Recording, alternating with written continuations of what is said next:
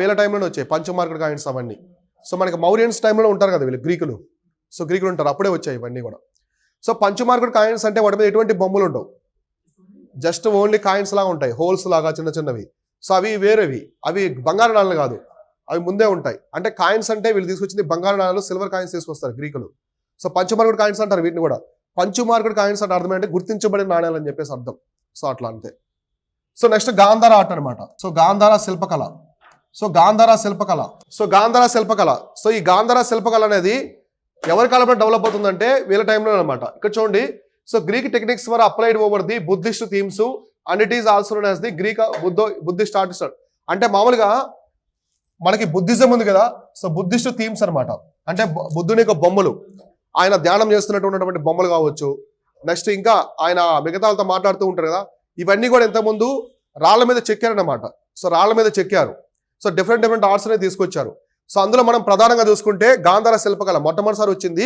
గాంధార శిల్పకళ అంటే మన భారతదేశంలో శిల్పాలు అనేవి చాలా రకాలుగా చెక్కుతారు. ఇప్పుడు మనకి చోళులు ఉన్నారు, చోళుల యొక్క బొమ్మలు చూడండి, చాలా పెద్ద పెద్ద మీసాలు కావచ్చు, గంభీరంగా కనిపిస్తారు. సో మనకి ఎక్కువగా గోవిందరాజ స్వామి టెంపుల్ ఉంటుంది, ఎక్కడ శ్రీకాళహస్తి తిరుమలలో ఉంటుంది కదా. సో ఇక్కడ ఉంటే మనకి శ్రీకాళహస్తిలో ఉంటుంది. సో గోవిందరాజ స్వామి టెంపుల్ అని చెప్పేసి అక్కడ ఆ రాజమండ్రి ఇంపాక్ట్ వేరుంటుంది.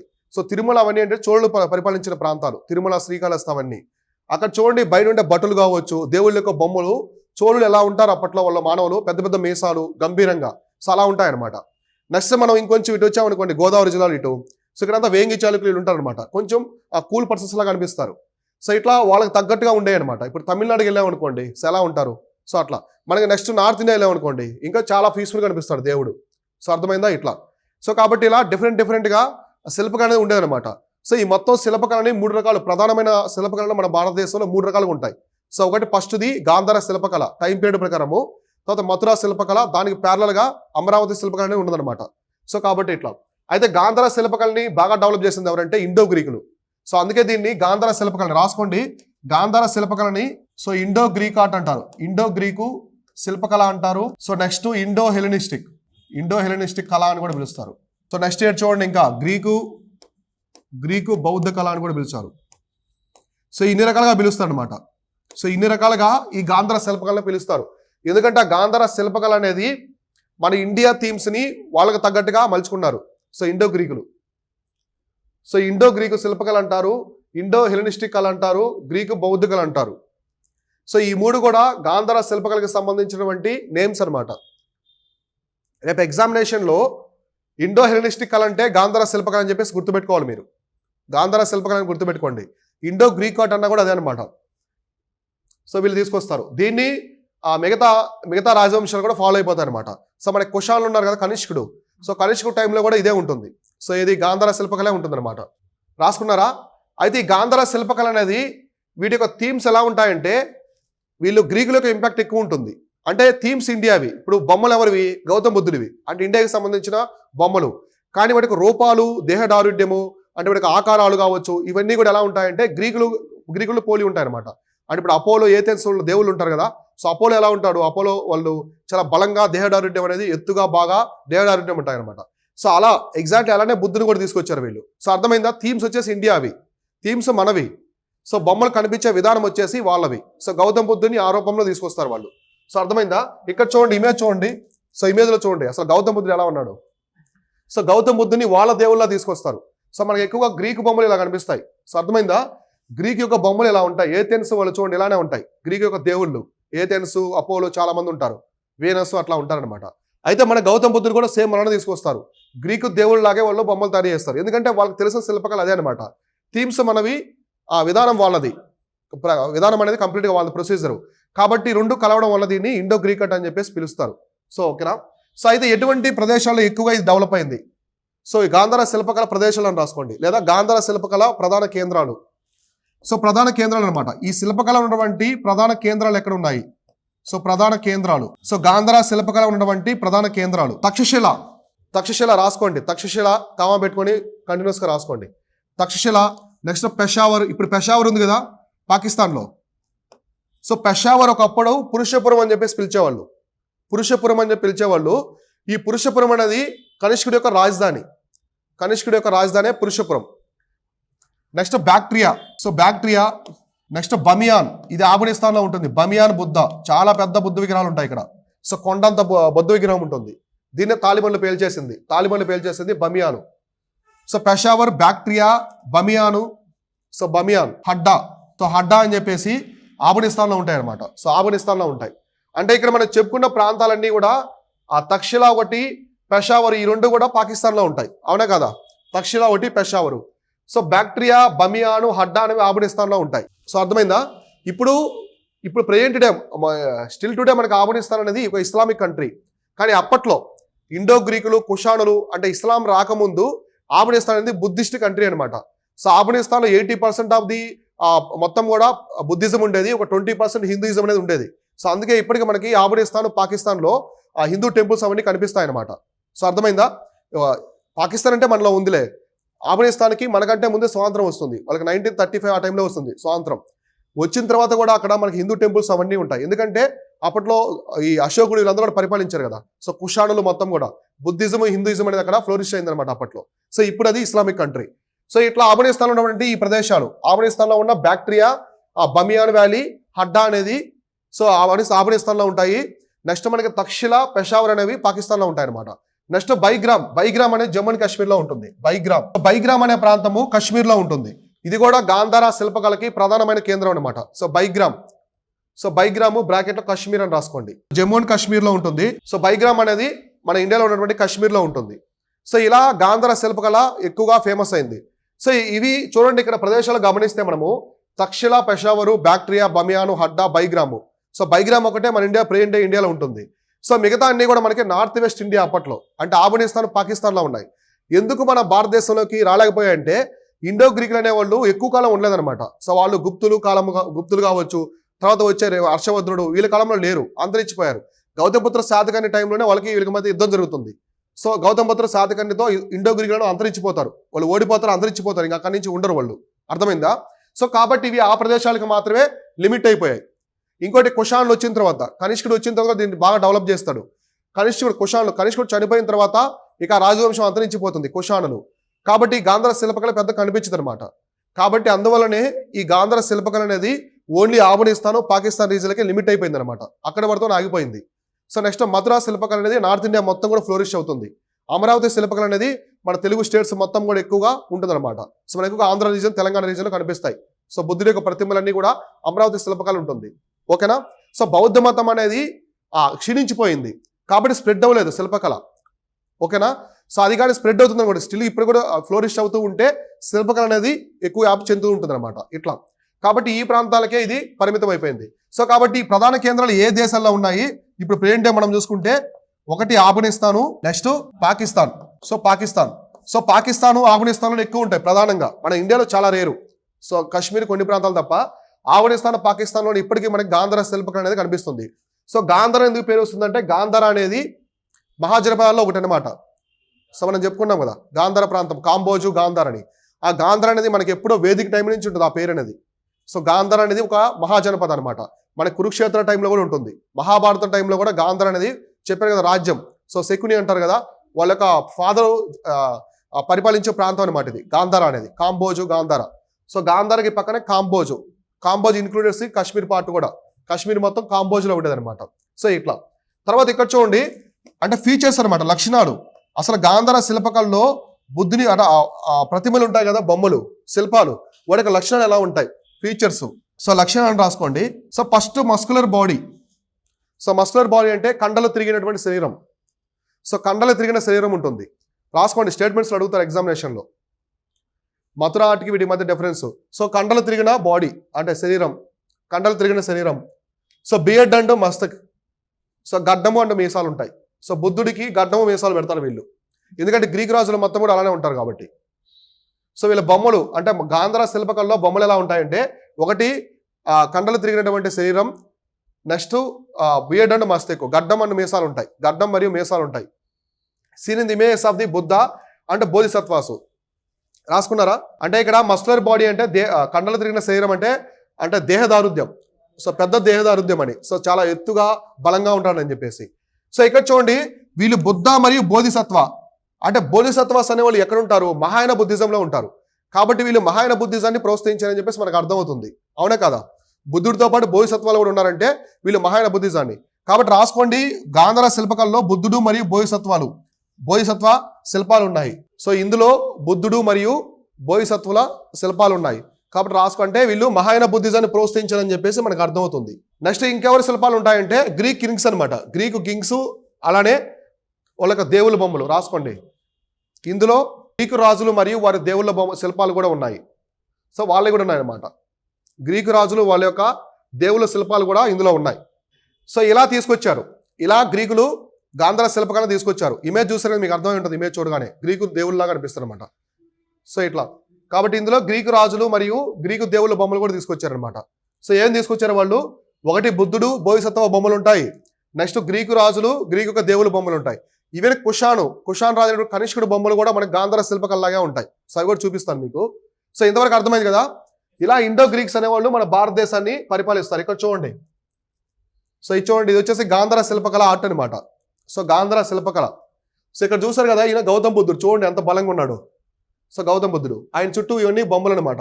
సో అంటే ఆయన సమయంలో జరిగినటువంటి కింగ్స్ కావచ్చు, ఇటువంటి అంటే జీవిత ఘట్టాలు ఉంటాయి కదా. సో సారనాథ్ ఇట్లాంటి, సో ఇవన్నీ కూడా ఉంటాయి. ఇలా ఇది గాంధార శిల్పకళకి సంబంధించింది.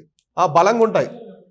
మన ఇండియన్ మథుర, అమరావతిలో మన ఇండియన్ శరీరం ఎలా ఉంటుందో అలా ఉంటాడు, సింపుల్గా ఉంటాయి. సో గాంధారాలో చాలా దేహదార్ఢ్యం చాలా పెద్దగా ఉంటుంది. కండలు తిరిగిన బాడీ లాగా చూపిస్తాడు. మజిల్స్ అవన్నీ చూడండి, చాలా బలంగా ఉంటాడు బుద్ధుడు. సో అటువంటి బొమ్మలు చూపిస్తాడు అనమాట. సో ఇక్కడ వచ్చేసి కింగ్స్ బొమ్మలు. ఇతను ఎవరంటే కనిష్క. సో కుషాను రాజు అని చెప్పాను కదా, కనిష్కుడు. ఈయన యొక్క శిల్పం కూడా గాంధార శిల్పకళలాగా తీసుకొచ్చారు. సో మీసాలు కూడా చాలా పెద్దగా ఉంటాయి. సో మీసాలు ఇవన్నీ కూడా ఉంటాయి అనమాట. కనిష్కుడు యొక్క బొమ్మ.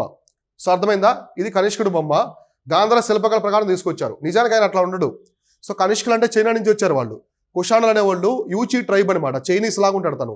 కానీ వాళ్ళు గాంధార శిల్పకళని ఫాలో అయ్యి ఇలా తీసుకొచ్చారు బొమ్మలు. సో అర్థమైందా? శిల్పకళ ఇతను కనిష్కుడు అనమాట, కుషాను రాజవంశరాజు. సో మన చరిత్రలో అశోకుడు తర్వాత వచ్చిన పీరియడ్లో గౌతమపుత్ర శాతకర్ణి ఇతను చాలా పెద్ద రాజులు. ఓకేనా? సో అర్థమైంది కదా? ఇది గాంధార శిల్పకళ అనమాట. కాబట్టి గాంధార శిల్పకళని ఎవరు డెవలప్ చేశారంటే ఇండో గ్రీకులు అనమాట. ఇండో గ్రీకులు తీసుకొస్తారు. తర్వాత వచ్చేసి కుషానులు కూడా డెవలప్ చేస్తారు. నెక్స్ట్ పార్ట్ వచ్చేసి శకా వంశం. ఇది చాలా చిన్న పార్ట్, కొంచెమే ఉంటుంది. అంటే మనకి పోస్ట్ మౌర్యుల తర్వాత వచ్చినటువంటి రాజవంశాలు చాలా ఉంటాయి కదా. శుంగా వంశము, తర్వాత వీళ్ళు ఎవరు శాతవాహనులు, ఇండో గ్రీకులు, తర్వాత వీళ్ళు అనమాట. శక అంటే మనకి మీకు ఎలా చెప్పాను, పోస్ట్ మౌర్యన్ పీరియడ్లో స్వదేశీ రాజులు ఉంటారు, విదేశీ రాజులు ఉంటారు. అవునా కదా? స్వదేశీలు ఎవరున్నారంటే శుంగాసు, శాతవాహనాసే. ఇప్పుడు మనం చెప్పుకునేంత విదేశీయులు వీళ్ళు. ఇండో గ్రీకులు విదేశీయులు, శకా వంశం కూడా విదేశీయులే. వీళ్ళు మన భారతదేశానికి సంబంధించిన వాళ్ళు కాదు. సో కాబట్టి మీకు తెలియకుండా పక్కన రాసుకోండి విదేశీయులు అని. సో ఇండో గ్రీకుల దగ్గర కూడా రాసుకోండి, వాళ్ళు విదేశీయులే. శకా వంశం కూడా విదేశీయులే అనమాట. మౌర్యుల తర్వాత వచ్చే రాజవంశాలు. ఓన్లీ రాజవంశాల్లో ఎవరంటే ఒక్క శాతవాహనులు, శుంగా మాత్రమే మన భారత ప్రాంతానికి సంబంధించిన వాళ్ళు, స్వదేశీ రాజులు. సో ఇక్కడ చూడండి, Sakas were also known as the Scythians. వీళ్ళనే స్కిథియన్స్ అంటారు, కిథియన్లు అంటారు తెలుగులో, స్కిథియన్లు. స్కిథియన్లను ఎవరైనా పిలుస్తారంటే శాకాస్ని స్కిథియన్లు అని చెప్పేసి పిలుస్తారు. అంటే వాళ్ళ అక్కడ రాజ్యంలో వెస్ట్రన్ చైనా. వీళ్ళు ఎక్కడి నుంచి వచ్చారంటే పశ్చిమ చైనా నుంచి. సో పశ్చిమ చైనా నుంచి మన భారతదేశానికి వచ్చారు. సో పశ్చిమ చైనా అంటే కాశ్మీర్ పైన ఉంటుంది కదా, కాశ్మీర్ పైన తక్లమకాన్ డెజర్ట్ అని ఉంటుంది. తక్లమకాన్ డెజర్ట్ అట్లా మౌంటైన్స్ ఉంటాయన్నమాట. Tian Shan mountains, Kunlun Shan mountains ఉంటాయి పైన. సో మంగోలియా, ఎగ్జాక్ట్లీ మనకి మంగోలియా చైనా కలిసే ప్రాంతం ఉంటుంది, వెస్ట్రన్ చైనా ఇటు మన ఇండియన్ సైడ్. సో అక్కడి నుంచి వీళ్ళు వచ్చారనమాట. వీళ్ళు స్కిథియన్స్ అంటారు. వీళ్ళు ఎక్కడి నుంచి వచ్చారంటే పశ్చిమ చైనా నుంచి వచ్చారు. ఇది కూడా రాసుకోండి, పశ్చిమ చైనా నుంచి భారతదేశానికి వచ్చారు. సో పశ్చిమ చైనా నుంచి వస్తారు. అంటే వీళ్ళు చైనా ఫేస్ ఉంటాయి అనమాట. మంగోల్స్ ఉంటారు కదా, మంగోలాయిడ్స్, మంగోలియా ట్రైబు. సో వాళ్ళ ఉంటాయి ఫేస్ అనేవి చైనా వాళ్ళలాగా ఉంటాయి అనమాట. సో నెక్స్ట్ ద ఫస్ట్ శాఖ కింగ్ ఎవరంటే మ్యూజ్ అనమాట. మ్యూజ్ అంటారు, మోగా అంటారు. సో మ్యూస్ అంటారు లేదా మ్యూస్ అంటారు, మోగా అని కూడా పిలుస్తారు, మోగా. సో మ్యూసు లేదా మోగా అని చెప్పేసి పిలుస్తారు. రాసుకోండి first king. So first king వచ్చేసి మ్యూస్ లేదా మోగా. సో వీళ్ళు ఎప్పుడు వచ్చినట్టు అప్రాక్సిమేట్లీ 800 BC అనే టైంలో చెప్తున్నారు అనమాట. ఇండో గ్రీక్స్ తర్వాత వీళ్ళు వచ్చారని చెప్పి చెప్తున్నారు. So is known for from inscriptions and series of coins. So వీళ్ళు వచ్చారన్న దానికి ఎవిడెన్స్ ఏంటి? కొన్ని శాసనాలు ఉంటాయి వీళ్ళకి సంబంధించి కూడా. నెక్స్ట్ వచ్చేసి వాళ్ళ కొన్ని కాయిన్స్ కూడా వీళ్ళ గురించి అయితే చెప్తాయన్నమాట. సో ఇక్కడ అర్థమైందా? ఇక్కడ చూడండి. సో ఇతను రుద్రద్రామణం. సో రుద్రద్రామణం అని చెప్పేసి వీళ్ళ దాంట్లో మెయిన్ కింగ్ అనమాట. ఇండియాలోకి వచ్చిన తర్వాత ఇక్కడ సెటిల్ అయిపోతారు వాళ్ళు. సో ఇండియన్స్ లా మారిపోతారు, అందుకే ఇండియన్ పేరు పెట్టుకుంటారు. రుద్రదామన్. సో ఇందులో ఫేమస్ రాజు అనమాట. సో గొప్ప పాలకుడు రాసుకోండి, గొప్ప పాలకుడు వచ్చి రుద్రదామన్. సో రుద్రదామన్ వచ్చేసి ఇందులో ఈ శాఖాసులో చాలా మోస్ట్ ఫేమస్ కింగ్. ఈయన గుర్తొచ్చారా మీకు? ఇంతకుముందు చెప్పుకున్నాం మనం. So Junagadh encryption first Sanskrit తీసుకొస్తారు ఇతనే. అలానే వీళ్ళని శాతవాహనులు ఓడించేది కూడా ఇతనే. ఎవరు? వాకటక డైనస్టీకి ముందు శాతవాహనులు ఓడించేది రుద్రదామనే అనమాట. అర్థమైందా? సో ఇట్లా. సో నెక్స్ట్ రాసుకున్నా కదా ఇది. ఈ టైంలో శకా రాజవంశం, మనకి శకా రాజవంశం ఎక్కడ ఉంటుందంటే గుజరాత్ ప్రాంతంలో. సో గుజరాత్ ఉంది కదా, సో మన గుజరాత్ ఉంటుంది కదా ఇండియాలో, ఇలా గుజరాత్ ఉంటుంది. ఈ గుజరాత్ ప్రాంతం అంతా కూడా వీళ్ళే పరిపాలిస్తారు. శకా రాజవంశం అనేది ఉంటుంది అనమాట. అక్కడ నుంచి కొంచెం కొంచెం విస్తరించుకుంటూ వస్తారు. అందుకే వీళ్ళ దాంట్లో చూడండి, ఈ శకా రాజవంశం విస్తరించిన తర్వాత ఈ శకారోలు అంటే వీళ్ళు పరిపాలించే కాలంలో ప్రధాన నగరాలు సో ఏమున్నాయంటే మథుర, ఉజ్జయిని అండ్ గిర్నారు. సో గిర్నార్ వచ్చేసి ఎక్కడ ఉంటుంది? సో గుజరాత్ లో ఉంటుంది. గిర్నార్ ఒకటి, ఉజ్జయిని. సో ఉజ్జయిని, నెక్స్ట్ వచ్చేసి మథుర, ఉజ్జయిని, గిర్నార్ అనేవి వీళ్ళ కాలంలో ప్రధాన నగరాలు అనమాట. సో వాళ్ళ రాజ్యంలో. సో వీళ్ళ రాజ్యంలో ప్రధాన నగరాలు వచ్చేసి మథుర, ఉజ్జయిని, గిర్నారు. సో ఇవన్నీ కూడా ఎక్కడ ఉన్నాయి? మనకి ఉత్తర భారతదేశంలో ఉన్నాయి. అంటే శకా రాజవంశులు ఉత్తర భారతదేశంలో కొంత ప్రాంతాన్ని పరిపాలించారు అనమాట అప్పుడు. సో వీళ్ళ టైంలో పవర్ఫుల్ కింగ్స్ ఎవరు ఉండరు, రాజ్యాలు ఎవరు ఉండవు. సో అందుకే వీళ్ళు ఎక్కడి నుంచో వలస వచ్చి దీన్ని పాలించుకుంటారు. అంటే ఉన్న వాళ్ళలో వీళ్ళు శక్తివంతులు అనమాట. సో అర్థమైందా? సో వీళ్ళు వచ్చే టైంకి శాతవాహనులు కూడా ఉంటారు. శాతవాహనులు కూడా సౌత్ వైపు పరిపాలిస్తూ ఉంటారు.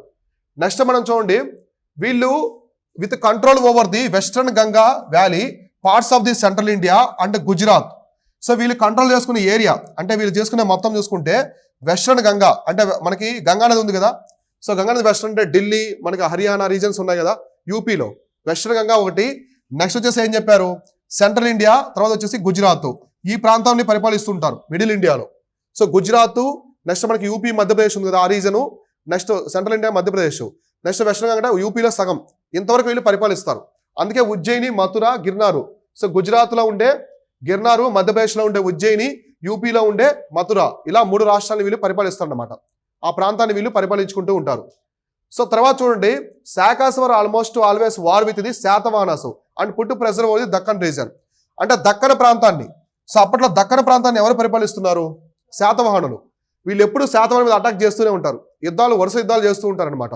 కాబట్టి వీళ్ళకి శాతవాహనులతో ఎప్పుడు యుద్ధాలు జరుగుతూ ఉంటాయి. సో శాతవాహనులతో యుద్ధాలు అనేవి ఎక్కువ.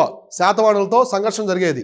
శాతవాహనులతో ఎక్కువగా సంఘర్షణ జరిగింది. వీళ్ళకి శాతవాహనుల మధ్య ఎప్పుడు యుద్ధం అనేది జరుగుతుండదు అనమాట అప్పుడు. సో లాస్ట్ లో శాతవాహనులు కూడా ఇతను ఓడిస్తాడు. శాతవాహనులు కూడా ఇతను ఓడించడం అయితే జరుగుతుంది అనమాట, రుద్రదామన్. సో ఇప్పుడు రుద్రదామన్ గురించి చూద్దాం. అతని గురించి కొన్ని ఇంపార్టెంట్ ఫ్యాక్ట్స్ అయితే ఉంటాయి.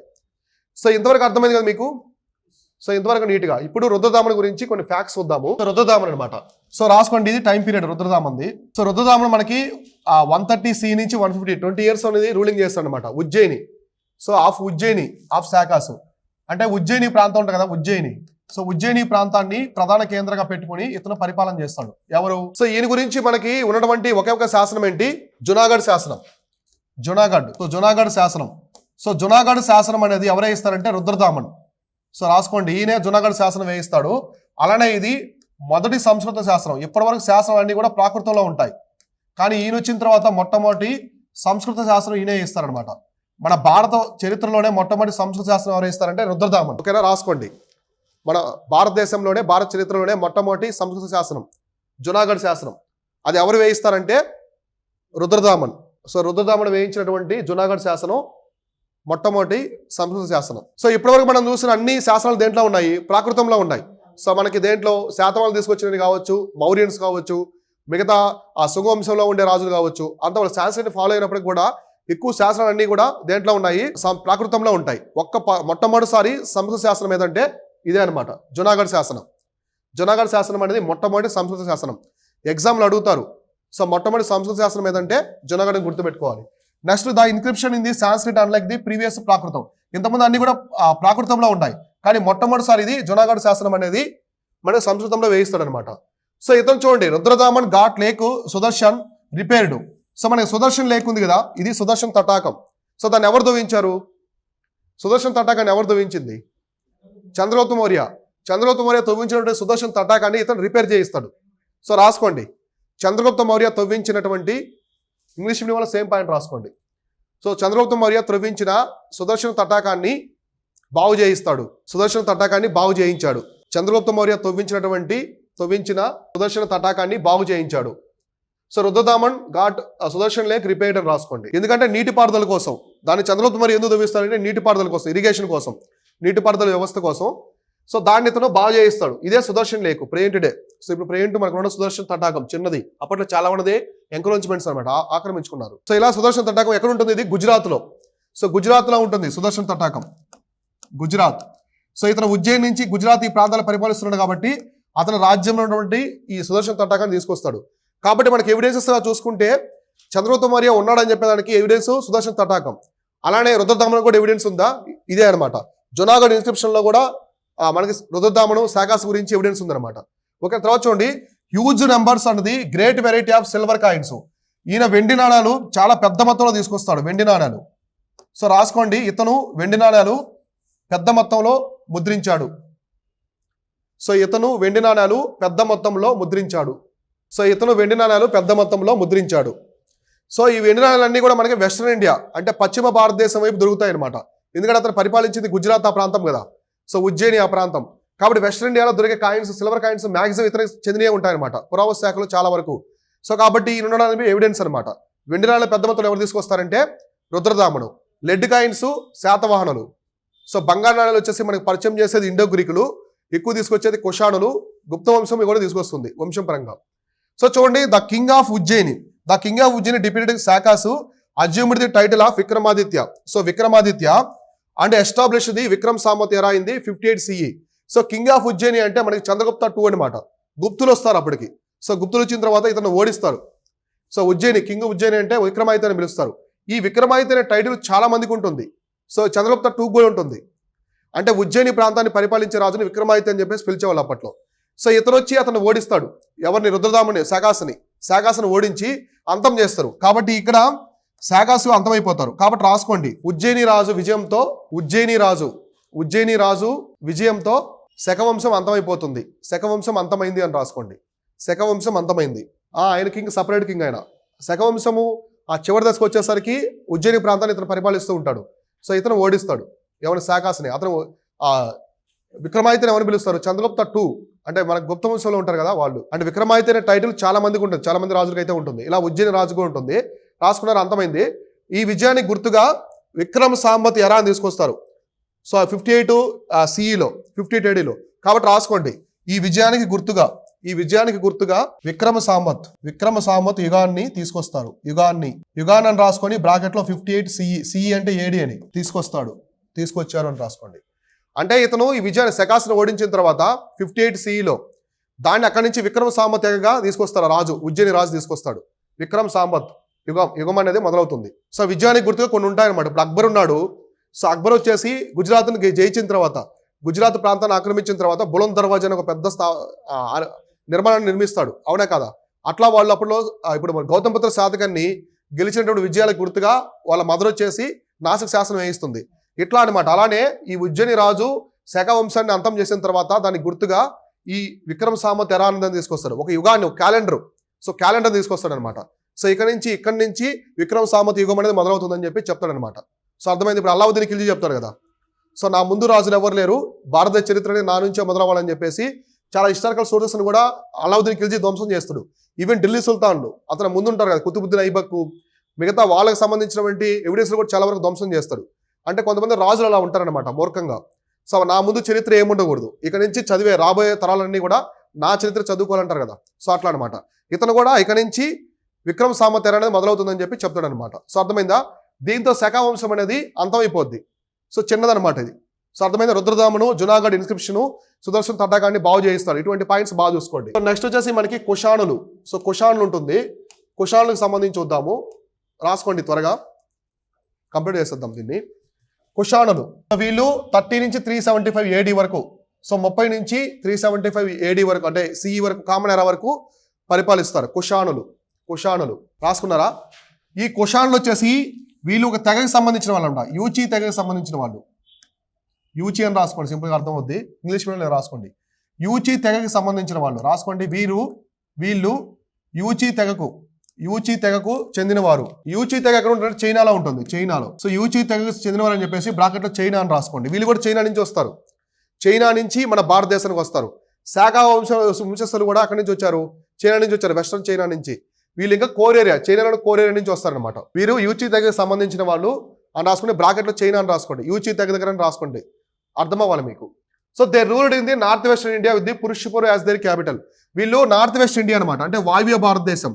సో వాయువ్య భారతదేశం ఇందా మనం చెప్పుకున్న ఇండో గ్రీకుల యొక్క ప్రాంతాలు, ఇండో గ్రీకుల ప్రాంతాల మొత్తాన్ని కూడా ఇల్లు పరిపాలిస్తారు. సో అప్పటికి ఇండో గ్రీకులు ఉండరు, మొత్తాన్ని నాశనం అయిపోతుంది గౌతమ బుద్ధ శాతకాన్ని తర్వాత. సో తర్వాత కుషాణులు వచ్చిన తర్వాత, కుషాణులది చాలా పెద్ద సామ్రాజ్యం. మీకు ఇప్పుడుంటే ఉజ్బెకిస్తాను, కజకిస్తాను, చైనా ప్రాంతము మొత్తం కూడా వీళ్ళదే ఉంటుంది అనమాట. సో కుషాణులు, పురుషపురం అనమాట, వీళ్ళ రాజధాని వచ్చేసి పురుషపురం. సో పురుషపురం రాజధాని వచ్చేసి రాసుకోండి, రాజధాని అని వీళ్ళ రాజధాని అని రాసుకొని పురుషపురం. సో పురుషపురం అనేది ప్రేంటే పెషావర్ అనమాట, పాకిస్తాన్ లో ఉండే పెషావర్. సో పెషావర్ ఇప్పుడు ప్రేంటే పెషావర్ లో ఉండే పెషావర్ నగరమే అప్పట్లో పురుషపురం అని పిలిచేవాళ్ళు. సో రాజధాని అనమాట, వీళ్ళకి రాజధాని ఏంటంటే పురుషపురం. తర్వాత కనిష్క, వీళ్ళలో గొప్ప రాజు రాసుకోండి, గొప్ప రాజు కనిష్క. సో గొప్ప రాజు, గ్రేట్ రూలర్. సో గొప్ప రాజు ఎవరంటే కనిష్కుడు. అంటే మామూలుగా ఈ వంశానికి సంబంధించినటువంటి స్థాపకుడు ఎవరంటే కైడాప్సిస్ అనమాట. కైడాప్సిస్ అనే అతను వీళ్ళ తండ్రి, అంటే వీళ్ళ యాన్సిస్టర్ కైడాప్సిస్. స్థాపకుడు, వంశ స్థాపకుడు కైడాప్సిస్. సో ఇతను కనిష్కుడు గొప్ప రాజు అనమాట. ఓకేనా, రాసుకున్నారా? ఇతను మహాయన బుద్ధిస్ట్ అనమాట, అంటే ఆచరణ నాగార్జున ఫాలో అవుతుంటాడు. Important Kushan ruler. సో పక్కన రాసుకోండి, ఇతను మహాయన బౌద్ధ శాఖని ఫాలో అవుతాడు, మహాయన బౌద్ధ శాఖని ఫాలో అవుతాడు అని అనుసరిస్తాడు అని రాసుకోండి. మహాయన బుద్ధిస్టు, మహాయన బౌద్ధ శాఖను అనుసరిస్తాడు. సో నెక్స్ట్ ఇతని కాలంలోనే 4th బుద్ధిస్ట్ కౌన్సిల్, 4వ బౌద్ధ సంగీతి లేదా బౌద్ధ మండలి. సో బౌద్ధ సంగీతం అనేది జరుగుతుంది ఎక్కడ? కుందలవన విహారు, కాశ్మీర్లో. సో రాసుకోండి, 4వ బౌద్ధ మండలిని ఇతనే నిర్వహిస్తాడు. 4వ బౌద్ధ మండలి లేదా బౌద్ధ సంగీతి అని కూడా రాసుకోవచ్చు. సో 4వ బౌద్ధ సంగీతిని ఇతనే నిర్వహిస్తాడు, ఇతనే నిర్వహించాడు. అంటే ఇతని కాలంలోనే 4వ బౌద్ధ సంగీతం అనేది జరుగుతుంది. సో ఎక్కడ జరుగుతుంది? కాశ్మీర్లో. సో కాశ్మీర్లో జరుగుతుంది, కుందలవన విహార్ అనే ఒక ప్రాంతంలో జరుగుతుంది. సో ఇక్కడ వచ్చేసి ఎవరంటే వసుమిత్ర, దానికి వసుమిత్ర వచ్చేసి ప్రెసిడెంట్ గా ఉంటాడు, అశ్వఘోష వచ్చేసి వైస్ ప్రెసిడెంట్ గా ఉంటాడు. సో ఆల్రెడీ మనం చెప్పుకున్నాం కదా బుద్ధిస్ట్ కౌన్సిల్స్ లో. సో మనం చెప్పుకునేవన్నీ వచ్చాయి కదా, మొట్టమొదటి అజాశత్రు, సెకండ్ వచ్చేసి కాలాశోక, తర్వాత అశోకుడు అయిపోయింది, ఇప్పుడు కుషాణుడు. సో దీంతో మనకి బుద్ధిస్ట్ కౌన్సిల్స్ నలుగురు వచ్చారు కదా, ఎవరి టైంలో ఏమేమి జరిగాయని చెప్పేసి. నెక్స్ట్ చూడండి 78 AD Saka era was founded by Kanishka. రాసుకోండి శాకాయుగాన్ని, ఇతను శాకాయుగం అని రాసుకొని బ్రాకెట్లో 78 CE అని రాసుకోండి. 78 CE, 78 AD అంటాం కదా, AD బదులు CE. శాకాయుగాన్ని రాసుకోండి, ఇతను శాకాయుగాన్ని ప్రారంభించాడు. ఇప్పుడు శాఖ క్యాలెండర్ అంటారు. శాఖ క్యాలెండర్ తెలుసా? యూపీఎస్సీ రిలీజ్ చేసే శాఖ క్యాలెండర్ ప్రకారమే మనకి క్యాలెండర్ వస్తుంది కదా ఎవ్రీ ఇయర్. చూసారా, క్యాలెండర్ ఫిబ్రవరిలో వస్తుంది. మనకి శాఖయుగం అనేది శాఖ క్యాలెండర్ అనేది ఫిబ్రవరికి మ్యాచ్ అవుతుంది అనమాట. సో అందుకే వాళ్ళు ప్రతిసారి ఆ మంత్లోనే ఇస్తారు. సో మనకి గవర్నమెంట్ గెజిట్స్ ఉంటాయి చూడండి, కింద శాఖ అని రాస్తుంటారు, శాఖ క్యాలెండర్ అని. మీరు ఎప్పుడైనా చూడండి, గవర్నమెంట్కి సంబంధించినవి కూడా కింద శాఖ క్యాలెండర్ రాస్తారు. సో మన గవర్నమెంట్, మన ప్రభుత్వం మొత్తం ఫాలో అయ్యేదంతా కూడా శాఖ క్యాలెండర్. ఇప్పటికీ కనిష్కుడు తీసుకొచ్చినటువంటి శాఖ క్యాలెండర్ అనమాట. సో ఇప్పుడు మెన్షన్ చేయట్లేదు, ఓల్డ్ డాక్యుమెంట్స్ గవర్నమెంట్ చూస్తే చివరిలో ఇచ్చుంటాడు. సో పేజ్కి మనకి పేజ్ ఇలా ఉంటుంది కదా, సో పేజ్కి కింద ఇక్కడ ఇచ్చుంటాడు శాఖ క్యాలెండర్ని ఫాలో, అంటే శాఖ క్యాలెండర్ వాళ్ళు ఫాలో అవుతారు. సో మనం స్టిల్ టుడేగా శాఖ క్యాలెండర్ ఫాలో అవుతాం. అంటే మనము ఇప్పుడు బీసీ ఉంది కదా, సో బీసీ అని చెప్పుకున్నాం చూడండి. ఈ బీసీ అనేది ఇలా బ్యాక్ సైడ్ వస్తూ ఉంటుంది అనమాట. 00 అంటే క్రీస్తు పుడతాడు కదా, 00 క్రీస్తు పుడతాడు. అక్కడి నుంచి ఇంగ్లీష్ వాళ్ళంతా అన్ని దేశాలు తీసుకుంటాయి క్యాలెండర్ని, గ్రెగోరియన్ క్యాలెండర్. ఇది మనకి ఎగ్జాక్ట్ ఎక్కడ మ్యాచ్ అవుతుందంటే ఈ 58. సో 52 అని చెప్పేసి విక్రమ్ సామర్థ్య అని చెప్పుకున్నాం కదా. సో ఈ ప్రాంతంలో అంటే మనకి ఎగ్జాక్ట్ చెప్పాలంటే 52 CEలో మ్యాచ్ అవుతుంది. 52 CE అనేది మన టైంకి మ్యాచ్ అవుతుంది అనమాట. ఈ 52 CE నుంచి మనము Gregorian calendar. So Gregorian calendar అంటే తెలుసా? గ్రెగోరియన్ క్యాలెండర్ అంటే మనం ఫాలో అయ్యేది జనవరి, ఫిబ్రవరి ఇవి. సో మనది తెలుగు క్యాలెండర్ ఏంటి? చైత్రమి, వైశాఖ ఇవి ఉంటాయి కదా. సో ఇవి మన తెలుగు అంటే ఉగాది దగ్గర నుంచి మన క్యాలెండర్ స్టార్ట్ అవుతుంది. మన భారతదేశంలో హిందూ క్యాలెండర్ మొత్తం కూడా ఆ టైం నుంచే, చైత్రం నుంచే స్టార్ట్ అవుతుంది. కానీ మనకి ఇంగ్లీష్ వాళ్ళకి జనవరికి ఎక్కడ మ్యాచ్ అవుతుందంటే ఈ సంవత్సరం నుంచి స్టార్ట్ అయింది. అంటే ఎగ్జాక్ట్గా మీకు చెప్పాలంటే మార్చ్ 21 మార్చ్ ఉంది కదా, మార్చ్ 21. ఈ మార్చ్ 21 ఎగ్జాక్ట్లీ గ్రెగోరియన్ క్యాలెండర్కి జనవరి 1 వస్తుంది. అర్థమైందా? అంటే ఇంగ్లీష్ ప్రకారం చూసుకుంటే మన క్యాలెండర్ చైత్రం అంటాం కదా, చైత్రం అనేది జనవరి 1 అనేది ఒకేసారి ఇలా ఉంటాయి మ్యాచింగ్ అనేవి. సో మార్చ్ 22 అనేది లీప్ ఇయర్ ప్రకారం, లీప్ ఇయర్ వచ్చింది అనుకోండి, లీప్ సంవత్సరము మార్చ్ 22 అవుతుంది. మామూలుగా అయితే మార్చ్ 1. అర్థమైందా? టైం పీరియడ్స్ మనకి మన టైం పీరియడ్ వాళ్ళ ఇంగ్లీష్ వాళ్ళవి ఇట్లా అనమాట. అందుకే మనకి చూడండి, గవర్నమెంట్ తీసుకొచ్చే ప్రతి ఒక్కటి కూడా వాళ్ళు మన హిందూ క్యాలెండర్ ఫాలో అవుతారు. అవునా కాదా? మనకి యూపీఎస్సీ క్యాలెండర్ జనవరిలో ఇస్తారా ఎవరోళ్ళు? సో ఫిబ్రవరి ఎండింగ్లో కానీ మార్చ్ 1లో ఇస్తారు చూడండి ఎవ్రీ ఇయర్. ఎందుకంటే వాళ్ళు ఫాలో అయ్యేది మన క్యాలెండర్. సో మన క్యాలెండర్ ఫాలో అవుతారు, జనవరిని ఫాలో కాదు. జనవరి నుంచి డిసెంబర్ వరకు తీసుకోరు ఇయర్. ఓకేనా? శకాయర్ అని ఈ క్యాలెండర్ ఫాలో అవుతారు. ఎవరు తీసుకొచ్చారు దీన్ని? కనిష్కుడు తీసుకొస్తాడు శకయుగం అనేది. Next they issued gold standard coins. So ఈయన గోల్డ్ కాయిన్స్ ని చాలా పెద్ద మొత్తం తీసుకొచ్చారు. అప్పట్లో ఈ గోల్డ్ కాయిన్స్ అనేది 22-23 క్యారెట్స్ అనేవి ఉండే అనమాట. 22-23 క్యారెట్స్ అనేవి ఉండేవి. సో రాసుకోండి, ఈయన కాలంలో పెద్ద మొత్తంలో బంగారు నాణాలు ముద్రించబడ్డాయి. ఇతని కాలంలో, ఈయన కాలంలో ఏదో రాసుకోండి. ఇతని కాలంలో బంగారు నాణాలు పెద్ద మొత్తంలో ముద్రించబడ్డాయి. రాసుకున్నారా? ఈయనే కనిష్క అనమాట. ఇందా మనం చూస్తాం కదా, ఇతను కనిష్క. ఇమేజ్ లో ఉండే పర్సనే కనిష్క అనమాట. కుషాణంలో కల్లా చాలా పవర్ఫుల్ రూలరు. మనకి అశోకుడు తర్వాత గౌతమపుత్ర సాధకాన్ని వీలు కాకుండా మనకి ఉత్తర భారతదేశంలో ఉన్నటువంటి పవర్ఫుల్ కింగ్ ఇతనే, కుషాణు. రాసుకున్నారా? గోల్డ్ కాయిన్స్ అప్పట్లోనే 22-23 క్యారెట్స్ గోల్డ్ అనమాట, ప్యూర్ గోల్డ్. అవునా కదా? 24-23 క్యారెట్స్ అంటే ఏంటి? Pure gold. అర్థమైందా? ఇట్లా